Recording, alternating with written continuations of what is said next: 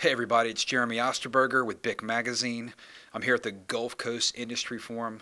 I've got Rod Herrick with me. Rod is with Covestro. He's Senior Vice President of Mega Projects North America. Hey Rod, great to catch up with you again. No problem at all, Jeremy. Nice to be here with BIC. So, Rod, you just got off the stage. The biggest thing at your site is the MDI-500 project. Could you just give us a quick update on that project? Yeah, the MDI project was actually paused on January 20th of 2020, and we told everybody that between 18 to 24 months that we would look at starting that particular project back up. We're still in that time frame, and that means between now and the end of the year we'll decide what our next steps are for the MDI project.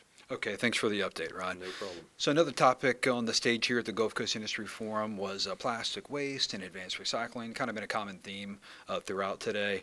You mentioned the word collaboration. Could you just dig into that? You spoke a little bit about what does collaboration entail and how do we achieve the goals set forth kind of by industry as it relates to plastic waste and advanced recycling? Well, when you think about plastic waste, you think about advanced recycling.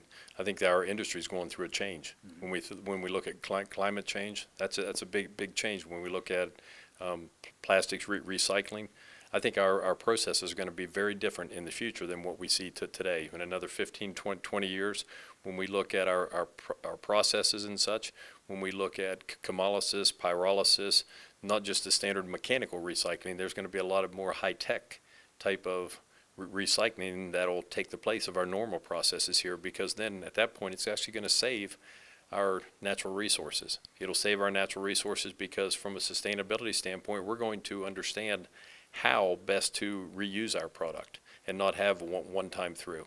And that's what our goal has to be to really make this world a brighter place, is through advanced recycling methods going forward.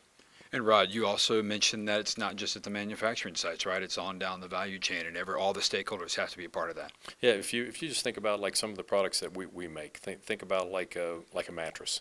On it is that a mattress today, you're not going to just chop it all up and then make floor panels and such out of it. There's a lot of mattresses that have some key raw materials in there, and like we heard today, is that there's a lot of different types of processes, chemolysis and such, how we can actually take heat, energy, and solvents and such and actually bring this back to its original components. That's what we're going to see all the way back the value chain. So when we look at collaboration, as you spoke about earlier, collaboration means that Covestro wants to be a leader in this. We can't do this alone. Nobody can do this alone. What we need is all of industry to actually be working together, because with all of us working together, then we can make this world a brighter place and really start recycling and not have the waste that we've had up until this point. Thanks, Rod. So, Rod, another thing we talked about today was process safety. You mentioned there's 27 units inside Covestro Baytown. Can you talk a little bit about the process safety improvements you've made and maybe your core principles? Yeah, when we think about process safety, we started talking about high potential events, HPEs. High potential events are really opportunities to really have a real serious incident where people die, big casualty type events, and we said, how can we tackle these? So we started a project called Safeguard, how to safeguard our particular units and our people in the communities that we operate in. So when you look at some of the core principles within Project Safeguard, we look at the leadership.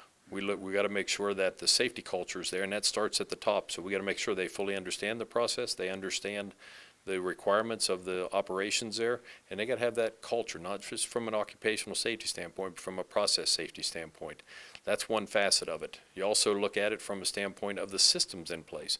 That I always say that we look at near hits, and we look at high potential events, and we try to take care of those issues before they become a big issue. Take care of the little things before they become a big issue. So you have to have metrics in place and process safety systems in place to make sure you can do that. The third big step is around operational discipline. And that's something that is really core. When you think about the training that our operators need, that all of our leaders need, our engineers need, there's core training in that operational discipline to understand what we should do, what we shouldn't do. And we always talk about in our units, we have 5 particular key process incidents that if they took place, how do we react to it? So we're actually practicing that. And we need to make sure that if such an abnormal operation came up, we're ready for that. And the people understand what our key process safety challenges are. Rob, thanks for the insight on process safety, and we'll wrap up with this question. Okay. So much of the industry is right now probably the biggest challenge we faced in quite a long time, if not ever, as far as public perception of our industry, and how does industry do a better job of promoting its value, to the world? I think we just have to look back a few months or last year, and we think about critical infrastructure. And our industry was named supplying critical infrastructure. Think about some of the medical type products that we produce at Covestro. Really important, these polycarbonates that we produce.